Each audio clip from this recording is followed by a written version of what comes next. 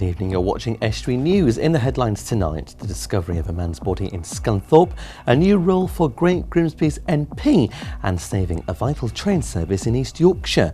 And arriving into the studio later in tonight's programme, Jon Evison, who'll be telling me about Barton Bike Night. Before that, Peter Kingsford on a new community action group in Cleethorpes.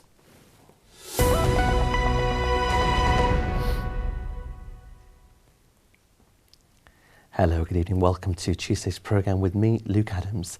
First tonight, a body has been discovered in Scunthorpe. It was discovered in the early hours of this morning when police were called to an area off Mary Street following reports of an assault. A 21-year-old man sustained serious injuries and has been taken to hospital for treatment, although his injuries are serious but not life-threatening. An investigation has now been launched to establish the circumstances of the male body found nearby.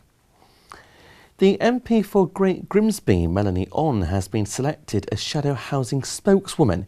It comes after the Labour leader, Jeremy Corbyn, made a reshuffle of his cabinet in which 20 appointments have been made to Labour's front bench. Ms On has returned to the front line after resigning last year. The MP for Hull East, Carl Turner, has also been reappointed. He becomes Shadow Transport Minister. An online petition has been launched to save Beverley's direct train service to Doncaster and Sheffield. Northern Rail is planning on scrapping the service as part of a shake-up of timetable changes for next May. If given the go-ahead, travellers would need to change at Hull, which would increase journey times by up to 25 minutes. A spokesman for Northern said the consultation is in the very early stages. A statue is to be built to commemorate Barrow-upon-Humber resident John Harrison. He invented the marine chronometer, which changed ocean navigation forever. Barrow residents took part in a survey last weekend to decide on the architect who will construct the statue. He's been chosen but has yet to be revealed. Trevor Millam of the Better Barrow Community Project says it's a boost for the community.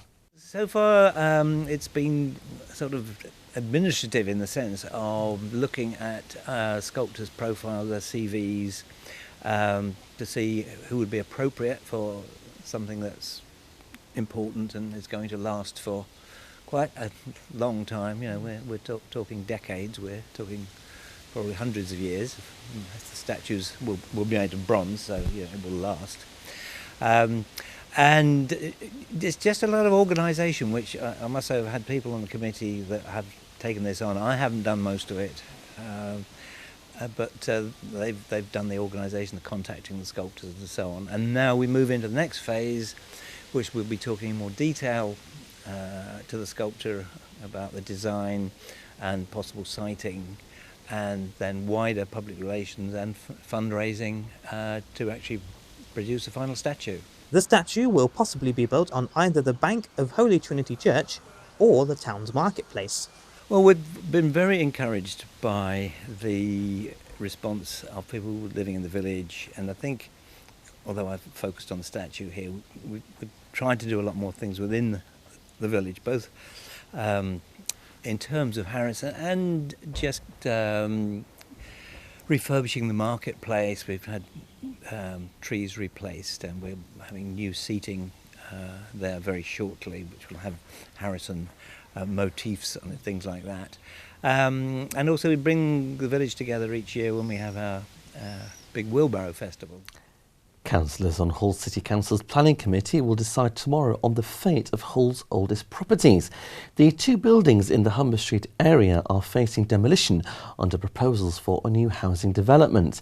They include a rare Georgian-era three-storey townhouse. The new development would include 2 ground floor commercial units and 4 one-bedroom flats. A spokesman for Beale Homes said repairing the two properties would cost more than the new build project, but campaigners argue they should be restored to enhance local conservation. A trio of pensioners have set off on their bikes to Nordcap. Mike Cowling, Sherwood Barker Grimshaw and Sid Dawson are embarking on the 5,000-mile journey to the area. It's all in an effort to raise funds for St Andrew's Hospice in Grimsby. The journey itself will see the men crisscross Holland, Germany, Denmark and Sweden. Mike says the road trip itself has taken many years of planning. Well, there's three of us stood here, and we're about to embark on a motorcycle journey to Nordkapp, which is the most northerly point in Europe, high up in Norway. And we first talked about it several years ago. We've been sort of on motorcycle trips before, mainly in the UK, and we did talk about going on a really long one, probably to Romania or somewhere like that. But then we suddenly said, let's go to Nordkapp, without realising the overwhelming logistics of it all. So we're now here, and we're going to try and raise some money for St Andrews as we go along the way. I think it was Sid's idea originally. Yeah, You've got it on your bucket list, haven't you, Sid? One I've had it since my early 20s, wanted to do it. And the Andy's part came because a friend of mine used the facilities a few years ago for his granddaughter. Well, obviously, if we can raise some money, and it's a double-edged sword, really. If we raise money for St Andrews, great.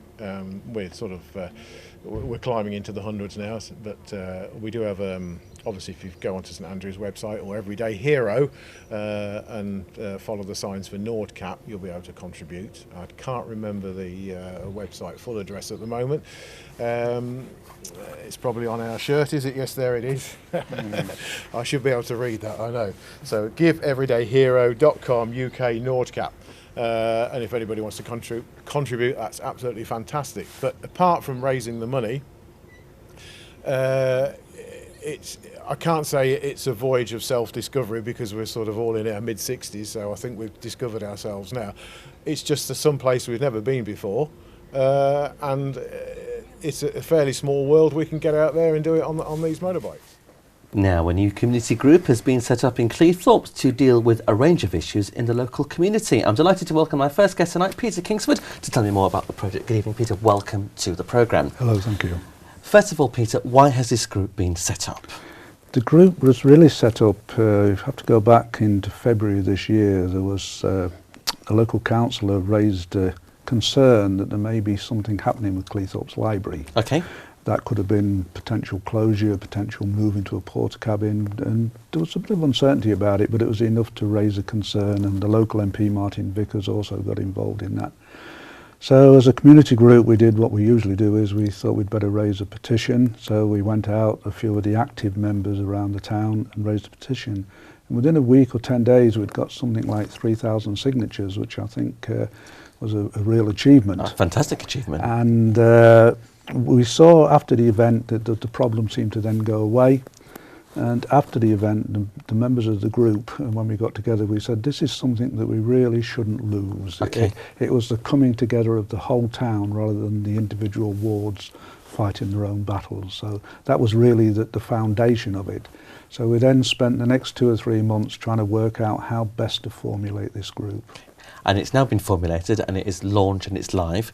And the group is called the Cleethorpes Jercox Community Action Group. That's correct. Where did the name come from? Why did you decide to use Jercox as the basis of the name for the group? We started off really, we were going to call it the chat team, Cleethorpes Heritage Action Team. Okay. And we thought a little an acronym like a chat team, that fitted well. But heritage is more about looking back at things and as things were. And it was coming up to the Joe Cox weekend, which, as you know, was all about communities coming together and doing the best for the community. And although it's quite a long name now, we just thought it fitted really well. We did write to the Joe Cox Foundation and ask if they'd have any issues or problems with us doing that. And they were 100% supportive. They said it just fitted in so well with that belief. So it's bringing together... And a lasting legacy to Joe Cox, who we lost, sadly, in tragic circumstances last year. Peter, just give me a rundown of some of the key issues you're trying to achieve with this group you've set up. Okay, so the team's made up of there are 3 wards that make up Cleethorpes. That's the Haverstow ward, Croftbaker ward and Sydney Sussex. Okay. They've each got the councillors, 2 or 3 councillors per ward. And the idea is what we're going to do is we're going to pick 2 members from each of those 3 wards, so we represent the whole of the town, not an individual ward. We've stipulated we're totally non-political. We don't want to get, although the members of the team come from every form of walk of life and politics you can think of. We are not politically based. And the 2 members from each team will then bring the issues from their own local wards, and we're also going to work, one of the most important things is we're now under the umbrella of a Facebook group. Okay. Now the Facebook group has something like 2,000 members, so we're bringing in a modern social media networking that will give quick and fast action. Because we rely very heavily now on the power of social media, don't we? So absolutely. a great platform for you to get those messages and Absolutely we do. issues in the local community out there. So is this an interactive platform then, Facebook, where people can post issues in the 3 wards and have some kind of, response and action? That's the plan. It isn't fully implemented yet at the moment. Okay. We're just launched onto the Facebook group, and the 3 wards are still bringing their issues in. The idea is our team will meet once a month, pick the top 3 issues that we think people are got to be in the bonnet about. We're also very helpful. We want to work closely with the councils. We don't want to just be another whinging group that's moaning about everything. We're there to offer 2-way traffic service. The council can have a quick access to a large audience group of 2,000 plus, so we can put stuff out from the council they want to get out to the town as a discussion, and we can also access those 2,000 people and our own community groups and collect together this top 3 hit Excellent. list. Peter, it sounds like a great project. Unfortunately, we must leave it there, but I wish you all the best with the group. Thank you very much indeed for coming in. Now it's time for a quick break. In part 2, I'll be joined by Jon Evison talking about Barton's biking extravaganza and sports news with Jack.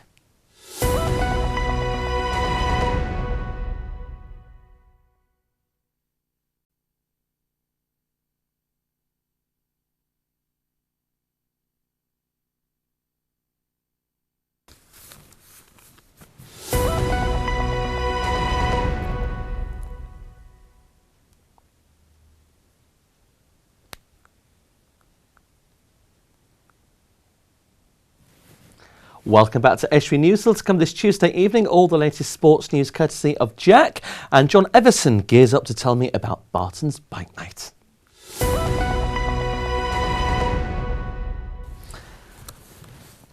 But first, more of the day's news, and improvement works will begin on Monday on the Humber Bridge roundabout. It will involve renewing the road surface and replacing the existing surface with a highly skid-resistant and quieter material.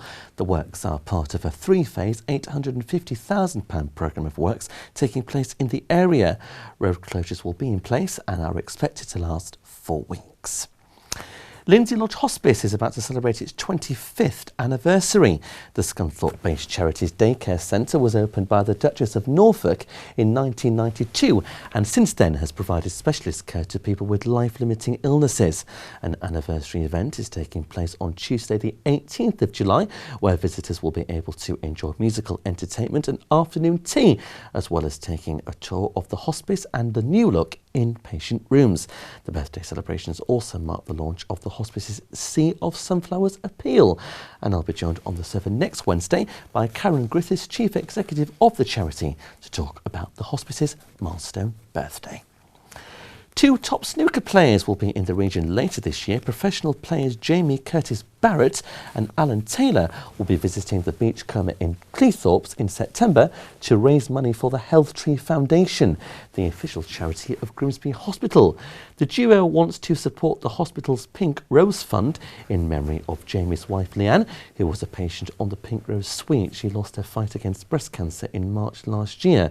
They'll be telling stories of the snooker world as well as answering questions from the audience. The event takes place on the 8th of September at 7 p.m. The Royal Society for the Protection of Birds is calling on the people of East Yorkshire to take up the Wild Challenge. The charity is urging families to spend more time outside over the summer and reconnect with the nature that surrounds them as part of the challenge.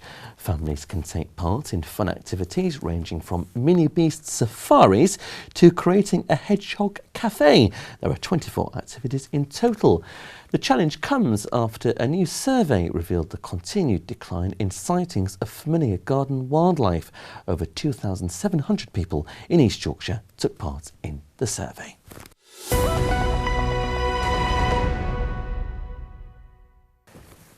Now, the 21st Barton Bark Night is revving up for action. To tell me more, I'm delighted to welcome my second guest this evening, Jon Evison, Chairman of the Barton Bike Committee.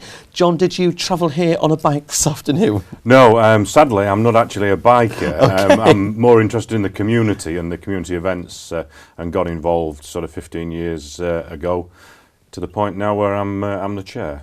And obviously you must enjoy being part of this fantastic event, having been doing it been involved for 15 years. Well, I mean, that's the thing that gets me, floats my boat, is the actual event. If there was a gymkhana out there or anything out there that involved setting up for a day's event, then I'd be there, because it's just a fantastic atmosphere working with guys, having a butty in the morning and a beer in the afternoon. I can't think of a better way to spend the day. And if you've got nice weather, even better. Well, we're hoping for nice weather. Because the event is on Saturday, this coming Saturday, Saturday, isn't it? yeah. What are the times of the day? Right, the event starts at 4 p.m. and finishes about 9, but the road closure is lifted about 10 o'clock. So it's an evening, late afternoon evening event, like it always has been. But Okay. this day it's on a Saturday, whereas before we've done it on a weekday. And we've got all the usual things that we've had in previous years: classics, vintage, custom. We, in the marketplace, that's taken over by our famous Ken Waller. Okay. He's the guy that gets all the sports bikes. Last year he got a couple of classic bikes from the Barry Sheen era. In fact, they were Right. Barry Sheen's bikes. So there's a lot going on. Okay, fantastic. So lots to look forward to. Oh, definitely. Just touching on your last point there, John, why did you decide to move it to a weekend day? Well, we'd been talking about it for a while. It is the 21st as well, 21st year, and so we thought we'd try something special. But the reason behind it is traffic as much as anything. Right. On a weekday, the Humber Bridge gets very, very busy, and we are stopping people getting home for the tea on the busy time. And so we thought we'd try it on a Saturday. There's not a rush hour, so to speak, on a Saturday, and we'd try to see if the event would go well and we wouldn't get the same traffic issues. So we're thinking about the people that kind of we inconvenience, and with it being the 21st, we thought we'd try it on a Saturday. Fantastic. So fingers crossed, and I'm sure it will go well and build on the success Yeah. of previous years. You touched there briefly, John, on some of the things what are happening. Anything particularly special to mark its 21st year? Well, not especially. I mean, I mentioned about Ken Waller in the marketplace. Ken doesn't usually advertise what's because he sometimes gets riders and he sometimes gets some very special classic bikes and modern day racing bikes.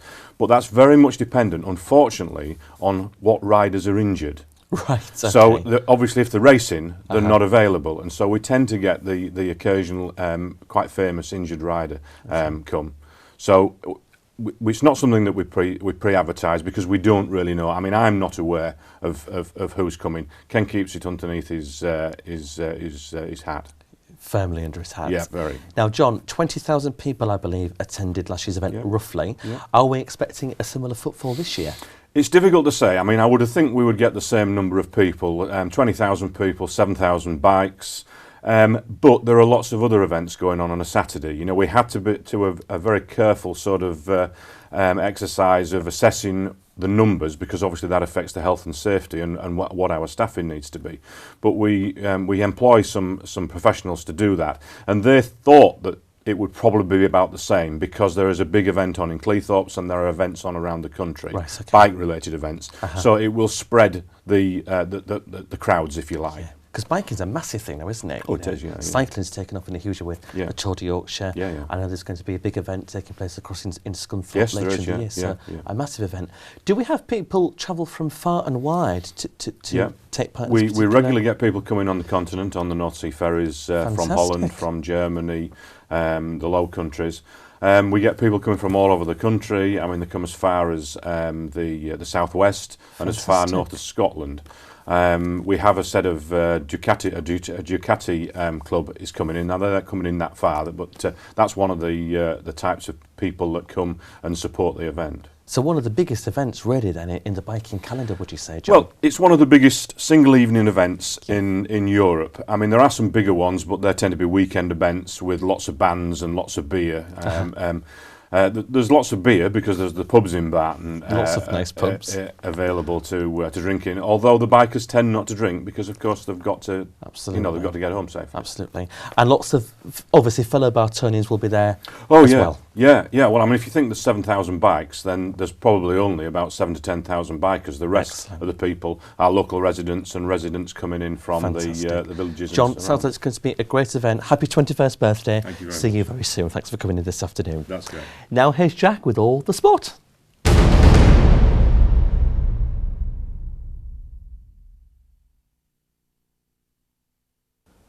Tennis face and Ticton's Kyle Edmund has made it through to the second round of Wimbledon for the first time in his career. He's beaten fellow Brit Alex Ward in 4 sets this afternoon on court number 2. Edmund lost the first set 4-6, but is now through to face 15th seed Yale Monfils in the second round. Hull City's David Myler should be back in full training before the end of pre-season. The Irish international missed the closing weeks of last season with a knee ligament injury and is yet to take to the field since the players returned for pre-season yesterday. New boss Len Slutsky has offered an update on some other injured members of the squad. There's still no time frame on the returns of Ryan Mason and Moses Odebajo, while Will Keane is targeting an October comeback. We'll be at a Hull City press conference tomorrow morning where the new manager will meet the media for the first time. You'll be able to hear it here tomorrow night. Former Tiger Tom Ince has signed for Premier League new boys Huddersfield Town. Before Ince left the club for Derby in 2015, a 15% sell-on clause was agreed between the club and Ince's future employers, meaning City could be receiving some extra funds in the near future. Meanwhile, Grimsby Town have handed a trial to former City striker Harry Cardwell, who will play in their opening pre-season fixture at Cleethorpes Town this evening. The former Scotland under-21 international is currently training with the Mariners. Sam Jones is likely to miss the game with a knee problem but will be assessed ahead of kick-off. Harry Clifton and Kwasi Asante will also sit out the game. Meanwhile, Phil Bentham has been named as the referee for Hull FC's clash with St Helens on Friday night. The Saints are in 6th position in the Super League, 6 points behind the Black and Whites. And that's all for the sport.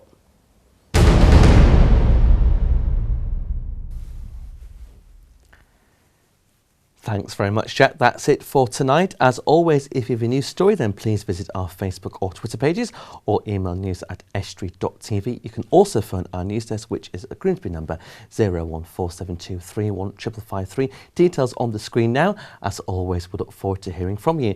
Join me same time tomorrow for more of the day's news across East Yorkshire and Northern Lincolnshire. Until then, from all of us on the team, good evening.